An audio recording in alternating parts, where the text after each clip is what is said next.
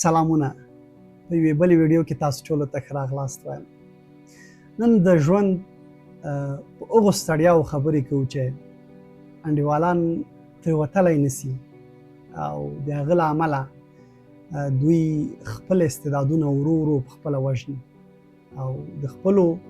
وړتیاوو په نهایت کې قاتلان جوړیږي. زه غواړم ووایم چې همدا نن سره وخت دی، همدا ویډیو چې ته اوس ګورې ته په خپل ځان باندې فکر وکړه. له هوا نه یا له یو درېیم ځای نه یا له یو بل ځای هېڅوک تا ته نه راځي چې تا ته د مرستې لاس درکړي، وظیفه درته وښیي، ستا مغز ته یو څه در پچکاري کړي، مهارتونه در وښیي او یا دې یوه داسې لوري ته سوق کړي چې ته پرې وپایېږې، د عاید یوه ښه لاره ولرې او خپل ژوند وکړې. ځکه دا زما تجربه ده. مونږ ته ډېرې په دروغ وعدې راکړل سوې، داسې به وکړو، دا فرصتونه به درته مهیا کړو، دا امکانات به درته برابر کړو. مونږ وزغمل، مونږ دا حالت تیر کړ، کافي وخت تیر شو. خو نن زه په دې در سره خبرې کوم چې که ستاسو په لیول کې زه وای او ما ته دا ویډیو چا په هغه وخت کې را شریکه کړې وای نو زه به نن یو بدل انسان وم. نو له دې امله له تا م هیله لرم چې همدا ویډیو ته لږ غوږ ونیسه او لږ غور پرې وکړه چې زه څه وایم. زه دا وایم چې ستا آینده ستا په خپل لاس کې ده. په افغانستان کې ډېره زیاته اسانه ده چې مونږ یو ښه لوری په مخ کې ولرو، مونږ په خپل ځان وپایېږو. مثلا که تاسې د پوهنتون محصلان یاست، تاسو یوازې همدا 4 کاله لږ داسې زحمت وګالئ چې مارکیټ ته ځان برابر کړئ، نو تاسې به بیا وګورئ چې تاسې خپل ژوند کې څومره له نیکمرغیو سره مخامخ کیږئ، څومره ښه ژوند لرئ او څومره باثباته د ژوند تر وروستۍ سلګۍ پورې اوسېدلی شئ. دا خواري ستاسې یوازې هغه مسلک نه دی چې تاسې نن پکې درس وایئ، نن پکې زده کړې کوئ، نن په هغه صنفونو ته ځئ، نن هغه کلاسونه اخلئ،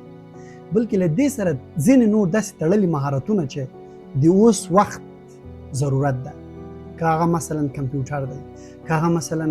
تخنیکي مهارتونه دي، که هغه مثلا انګلیسي ژبه ده، که هغه مثلا په ای آی یا په انټرنیټ ځان پوهول دي، یا نور ستاسو فکر کوي او ستاسو له فیلډ سره تړلي دي. تاسو همداراز د خپلو درسونو سره په خوا کې عملي کارونه وکړئ.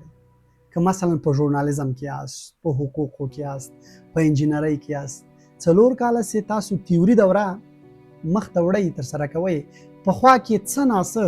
عملي کارونه هم ولرئ تر څو تاسې هغه اساساتو باندې خبر سئ. کله چې فارغېږئ سمدستي به تاسو ته یو موقع څوک درکړي. ما هغه ورځې ملګرو سره خبره کوله، زما د فیسبوک یو ملګری دی، دی د ژورنالیزم محصل دی، نه پوهېږم 2م ټولګي کې دی که 3م ټولګي کې، ولې دا اوس داسې ریپورټونه جوړوي په خپل سوشل میډیا یا په فیسبوک اپلوډ کوي. باور موسسې ډېر با تجربه ژورنالستان نسي جوړولی. ما ملګرو ته وویل چې که دی فارغ سي دته فرصتونه ډېر دي او دی به هر څوک کوشش کوي چې دی ځان سره از امپلایي واخلي. دا د هغه لکه واسطه نه ده، دا د هغه استعداد دی، دا د هغه خواري ده چې دی اوس کیدای شي فکر هم ونه کړي چې دی به راتلونکي کې یو ښه کار ولري. عامه مارکیټ کې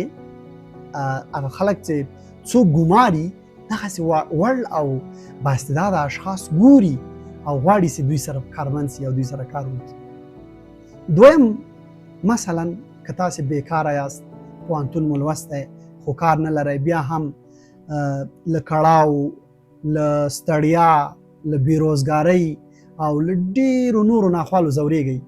نو تا ته مې هم دا ویډیو ده. ته همدا شېبه چې زما دا ویډیو ګورې، دا خامخا په انټرنیټ ته ګورې،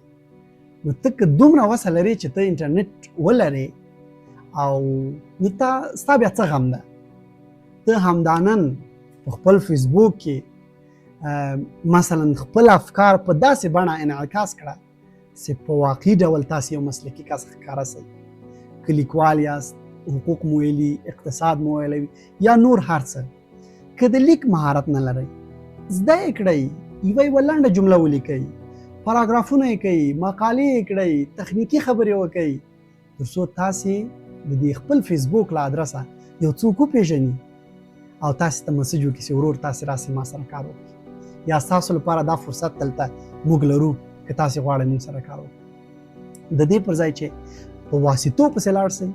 فلاني ته مسج وکړه بستاني ته مسج وکړه فلاني اداره کې کس وګوره ښه همدا ده چې مثلا وظایف راځي وظایفو ته هغه ریکوایرمنټس تاسې اچیو کړئ تاسې یا په بل عبارت یو څوک کېدای شي ووایي چې ولا زه ډېرې اپلای کوم تخنیکي م یم تجربه م لرم ولې کار نسم پیدا کولی نو زه دا وایم چې که ته ډېره تجربه م لرې پوهه م لرې پوهېږې م تخنیکي مې نو ته بیا بېکاره نه پاتې کېږي ځینې تخنیکونه دي ځینې سکلز دي چې دا باید ته پیدا کړې په خپل ځان کې راونغاړې مخکې له دې چې ته یو چېرته اپلای کوې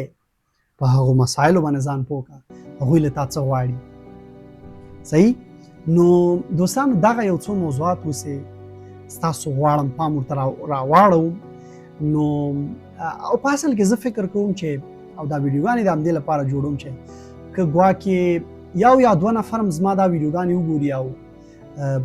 ورنه خوند واخلي یا ورته په زړه پوري مثلا یا ورسره کومک وکړي ما ته په کمنټ کې ولیکئ تر څو زه پوه سم چې دا زما ویډیوګانې کتل کېږي او یو څوک ترې ګټه اخلي یو چا ورته غوږ نیولی نو زه به ډېر خوښ سم تر بیا ښه وخت